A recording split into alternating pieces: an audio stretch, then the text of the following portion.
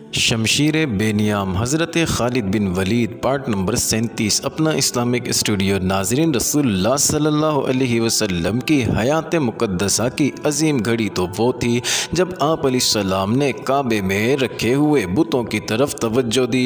नाज़रीन, बुतों की तादाद 360 थी। उनमें एक बुत हज़रत इब्राहीम अलैहिस्सलाम का भी था। उस बुत के हाथों में तीर थे। नाज़रीन, उन तीरों से बुत खाने के पेशवा फाल निकाला करते थे। हुजूर अलैहिस्सलाम के हाथ में एक मोटी और मजबूत लाठी थी। आप अलैहिस्सलाम ने उस लाठी से बुत तोड़ने शुरू कर दिए। आप अलैहिस्सलाम अपने जद्दे अमजद यानी हज़रत इब्राहीम अलैहिस्सलाम की सुन्नत को जिंदा कर रहे थे। आप अलैहिस्सलाम बुत तोड़ते जाते और बुलंद आवाज़ से कहते जाते, हक आया, बातिल चला गया। बेशक बातिल को चले जाना था। नाज़रीन, मौर्रिख लिखते हैं कि ऐसे लगता था जैसे ये सदाएं हुजूर अलैहिस्सलाम की लाठी की हर ज़रब से काबा की दीवारों से उठ रही हो। काबा से बुतों के टुकड़े उठाकर बाहर फेंक दिए गए और काबा आलम इस्लाम की इबादत गाह बन गया। नाज़रीन, इसके बाद आप अलैहिस्सलाम ने मक्का के इंतज़ामी उमूर की तरफ तवज्जो दी। कुरैश और दीगर कबाइल के लोग कबूल इस्लाम के लिए आते रहे। बुत सिर्फ काबा में ही नहीं थे, मक्का के गिरदो नवाह की बस्तियों में मंदिर भी थे, वहाँ भी बुत रखे थे। सबसे अहम बुत उज़ा का था जो चंद मील दूर नखला के मंदिर में रखा गया था। नाज़रीन, रसूल अकरम अलैहिस्सलाम ने उज़ा का बुत तोड़ने का काम खालिद के सुपुर्द किया। खालिद ने अपने साथ 30 सवार लिए और इस मुहिम पर रवाना हो गए। दूसरे मंदिरों के बुत तोड़ने के लिए मुख्तलिफ जेश रवाना किए गए। उज़ा का बुत अकेला नहीं था, चूँकि ये देवी थी इसलिए इसके साथ छोटी देवियों के बुत भी थे। नाज़रीन, खालिद वहाँ पहुँचे तो मंदिर का पुरोहित उनके सामने आ गया। उसने इल्तजा की कि इनके बुत ना तोड़े जाएं, मुझे उज़ा का बुत दिखाओ। खालिद ने नयाम से तलवार निकालकर पुरोहित से पूछा। नाज़रीन, पुरोहित मौत के खौफ से मंदिर के अंदर एक बगली दरवाजे में दाखिल हो गया। खालिद उसके पीछे गए, एक कमरे से गुजरकर अगले कमरे में गए तो वहाँ एक देवी का बड़ा ही खूबसूरत बुत चबूतरे पर रखा था। पुरोहित ने बुत की तरफ इशारा किया और बुत के आगे फर्श पर लेट गया। मंदिर की दासियां भी आ गईं। खालिद ने तलवार से उस हसीन देवी का बुत तोड़ डाला और अपने सवारों से कहा कि बुत के टुकड़े बाहर बखेर दें। पुरोहित धाड़े मार मार कर रो रहा था और दासियां बैन कर रही थी। नाज़रीन, खालिद ने देवियों के बुत भी तोड़ डाले और गरज कर पुरोहित से कहा, क्या अब भी तुम इसे देवी मानते हो जो अपने आप को एक इंसान से नहीं बचा सकी? नाज़रीन, पुरोहित धाड़े मारता रहा। नाज़रीन, खालिद बिन वलीद फातिहाना अंदाज से अपने घोड़े पर सवार हुए और अपने सवारों को वापसी का हुक्म दिया। जब खालिद अपने 30 सवारों के साथ मंदिर से दूर चले गए तो पुरोहित ने जो धाड़े मार रहा था बड़ी जोर से कहका लगाया। पुजारा ने जो बैन कर रही थी वो भी हंसने लगी। उज़ा की तौहीन कोई नहीं कर सकता। पुरोहित ने कहा, खालिद जो खुद उज़ा का पुजारी हुआ करता था बहुत खुश हो के गया है कि उसने उज़ा का बुत तोड़ डाला है। उज़ा जिंदा है, जिंदा रहेगा या रसूलुल्लाह सल्लल्लाहु अलैहि वसल्लम। खालिद ने हुजूर अलैहिस्सलाम को इत्तला दी, मैं उज़ा का बुत तोड़ आया हूँ। कहाँ था ये बुत? हुजूर अलैहिस्सलाम ने पूछा। खालिद ने वो मंदिर और उसका वो कमरा बताया जहाँ उन्होंने वो बुत देखा और तोड़ा था। तुमने उज़ा का बुत नहीं तोड़ा खालिद। रसूल करीम अलैहिस्सलाम ने कहा, वापिस जाओ और असली बुत तोड़ कर आओ। नाज़रीन, मौर्रिखीन लिखते हैं कि उज़ा के 2 बुत थे, एक असली जिसकी पूजा होती थी, दूसरा नकली था। ये गालिबन मुसलमानों को धोखा देने के लिए बनाया गया था। खालिद का खून खुलने लगा। उन्होंने अपने सवारों को साथ लिया और नखला को रवाना हो गए। मंदिर के पुरोहित ने दूर से घुड़सवारों को आते देखा तो उसने मंदिर के मुहाफिजों को बुलाया। वो फिर आ रहे हैं। पुरोहित ने कहा, इन्हें किसी ने बता दिया होगा होगा कि असली बुत अभी मंदिर में मौजूद है। क्या तुम उज़ा की इज्जत की हिफाजत करोगे? अगर करोगे तो उज़ा देवी तुम्हें माला माल कर देगी। कुछ सोचकर बात करो मुकद्दस पेशवा। एक मुहाफिज ने कहा, क्या हम 2-3 आदमी इतने ज्यादा घुड़सवारों का मुकाबला कर सकते हैं? अगर उज़ा देवी है तो ये अपने आप को जरूर बचा लेगी। एक और मुहाफिज ने कहा, उसके लहजे में तंज थी। कहने लगा, देवी देवता इंसानों की हिफाजत किया करते हैं, इंसान देवताओं की हिफाजत नहीं किया करते। फिर उज़ा अपनी हिफाजत खुद करेगी। पुरोहित ने कहा, खालिद के घोड़े करीब आ गए थे। मुहाफिज मंदिर के पुजारनों को साथ लेकर भाग गए। पुरोहित को यकीन था कि उसकी देवी अपने आप को मुसलमानों से बचा लेगी। उसने एक तलवार ली और उसे उज़ा के गले में लटका दिया। पुरोहित मंदिर के पिछले दरवाजे से निकला और भाग गया। नाज़रीन, खालिद मंदिर में आन पहुंचे और तमाम कमरों में उज़ा का बुत ढूंढने लगे। उन्हें एक बड़ा ही खुशनुमा कमरा नजर आया। उसके दरवाजे में खड़े होकर देखा, उज़ा का बुत सामने चबूतरे पर रखा था। उसके गले में तलवार लटक रही थी। ये बुत वैसा ही था जैसा खालिद पहले तोड़ गए थे। नाज़रीन, उस बुत के कदमों में लोबान जल रहा था। कमरे की सजावट और खुशबू से पता चलता था कि ये इबादत का कमरा है। खालिद ने दहलीज से आगे कदम रखा तो एक सांवले रंग की एक जवान औरत खालिद के सामने आ गई। वो रो रही थी और फरियादें कर रही थी कि बुत को ना तोड़ा जाए। नाज़रीन, मौर्रिख लिखते हैं कि ये औरत खालिद के इरादे को मुतज़लज़िल करने के लिए बरहना होकर आई थी और इसके रोने का मकसद खालिद के जज्बात पर असर डालने के सिवा और क्या हो सकता था। खालिद आगे बढ़े तो उस औरत ने बाजू फैलाकर खालिद का रास्ता रोक लिया। नाज़रीन, खालिद ने नियाम से तलवार निकाली और उस औरत पर ऐसा जोरदार वार किया कि उसका नंगा जिस्म 2 हिस्सों में कट गया। खालिद गुस्से से बिपरे हुए बुत तक गए और उसके कई टुकड़े कर दिए। नाज़रीन, ताकत और खुशहाली की देवी अपने आप को एक इंसान से ना बचा सकी। खालिद मंदिर से निकलकर घोड़े पर सवार हुए और एड़ लगाई। उनके सवार उनके पीछे जा रहे थे। मक्का पहुंचकर खालिद रसूल अकरम अलैहिस्सलाम के हुजूर पहुंचे। या रसूलुल्लाह सल्लल्लाहु अलैहि वसल्लम,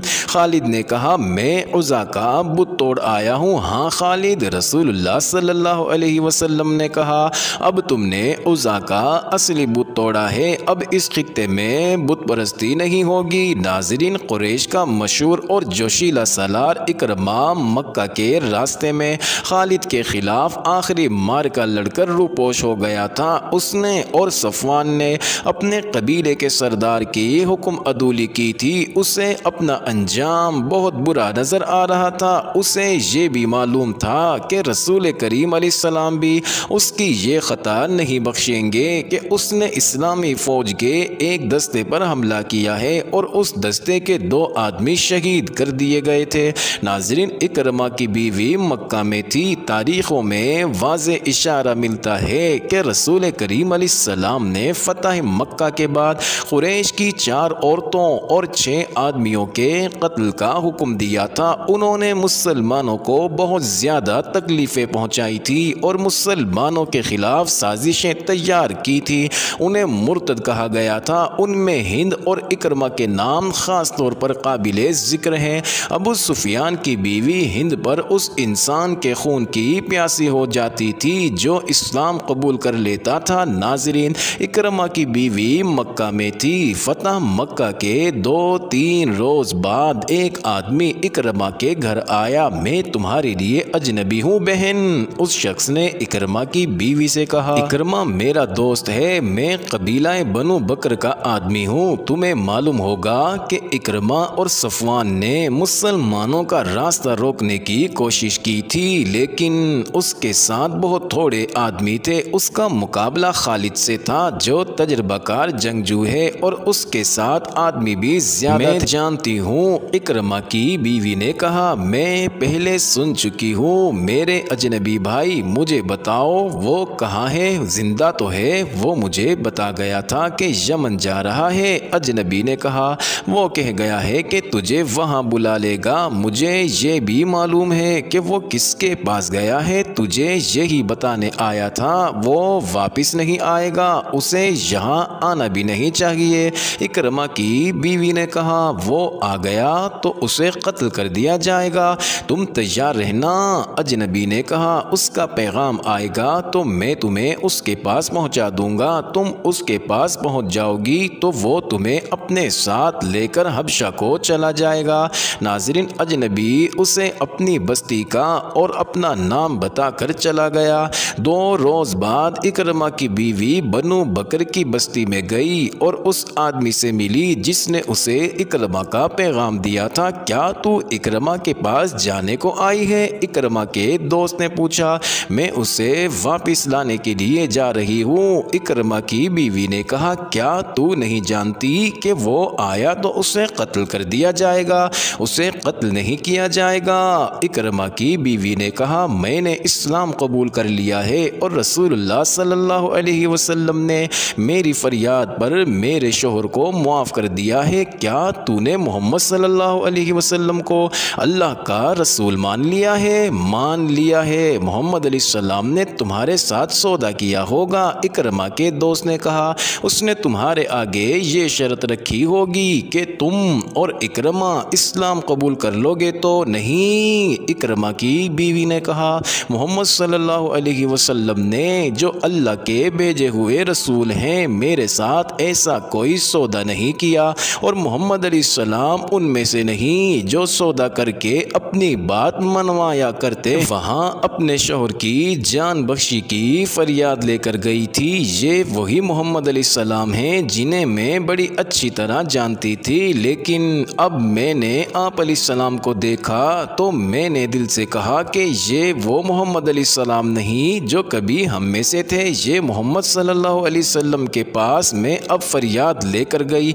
आप अलैहिस्सलाम की आंखों में मुझे कोई ऐसी चीज़ नज़र आई जो किसी और इंसान में नहीं होती। मुझे डर था कि मोहम्मद सल्लल्लाहु अलैहि वसल्लम जो अल्लाह के रसूल हैं कहेंगे कि ये इकरमा की बीवी है, इसे यरगमाल बना कर रखो ताकि इकरमा आ जाए और उसे कत्ल कर दिया जाए। लेकिन आप अलैहिस्सलाम ने मुझे एक मजबूर औरत जानकर इज्जत से बिठाया। मैंने फरियाद की कि फतह आपकी है, मेरे बच्चों को यतीम ना करें, मेरे शोहर की बदअहदी की सज़ा मुझे और मेरे बच्चों को ना दें।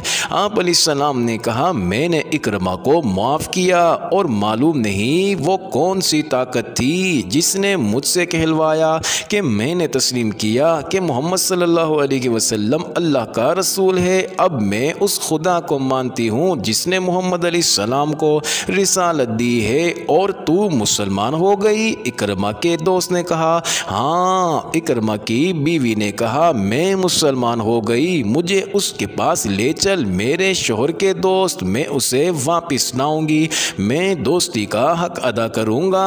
इकरमा के दोस्त ने कहा, चल मैं तेरे साथ यमन चलता हूँ। नाज़रीन, काफ़ी दिनों बाद इकरमा अपनी बीवी के साथ मक्का में दाखिल हुआ। अपने घर जाने की बजाय हुजूर अलैहिस्सलाम के पास गया और उसने अपने किए की मुआफ़ी मांगकर इस्लाम कबूल कर लिया। नाज़रीन, उसी रोज़ सफ़वान भी वापस आ गया। वो भाग कर जद्दा चला गया था। एक दोस्त उसके पीछे गया और उसे कहा कि वो सालारी रुतबे का जंगजू है और उसकी कदर रसूल करीम अलैहिस्सलाम ही जान सकते हैं। उसे ये भी कहा गया कि कबीला कुरैश ख़त्म हो चुका है। सफ़वान तलवार का धनी और नामवर सालार था। वो अपने दोस्त के साथ मक्का आ गया और उसने रसूल करीम अलैहिस्सलाम के हुजूर पेश होकर इस्लाम कबूल कर लिया। अबू सुफियान की बीवी हिंद ऐसी औरत थी जिसके मुतालिक सोचा भी नहीं जा सकता था कि इस्लाम कबूल कर लेगी। रसूल करीम अलैहिस्सलाम ने उसके कत्ल का हुक्म दे रखा था और वो रुपोश थी। अबू सुफियान इस्लाम कबूल कर चुके थे। हिंद को जब पता चला कि इकरमा और सफ़वान ने भी इस्लाम कबूल कर लिया है तो वो सामने आ गई, ये जानते हुए कि उसे कत्ल कर दिया जाएगा। वो रसूल अकरम अलैहिस्सलाम के हुजूर जा पहुँची। आप अलैहिस्सलाम ने उसे मुआफ़ कर दिया और वो मुसलमान हो गई। मक्का के इर्द गिर्द दूर और नज़दीक कुछ कबाइल थे, उनमें बाज़ बुत परस्त थे और बाज़ तवहुमात को अकीदा बनाए हुए थे। रसूल करीम अलैहिस्सलाम ने उनकी तरफ पैगाम भेजे कि वो अल्लाह का सच्चा दीन कबूल कर लें। पैगाम ले जाने वाले फ़ौजी थे, लेकिन आप अलैहिस्सलाम ने हुक्म दिया था कि किसी पर तशद्दुद ना किया जाए और जंगी कार्रवाई से गुरेज किया जाए। नाज़रीन, मक्का के जुनूब में तिहामा का इलाका है जहाँ जंगजू कबाइल बिखरे हुए थे। उनके मुतालिक खदशा था कि लड़ने पर उतर आएंगे, इसलिए उस इलाके में फ़ौज का एक दस्ता भेजा गया और उसकी कमान खालिद को दी गई।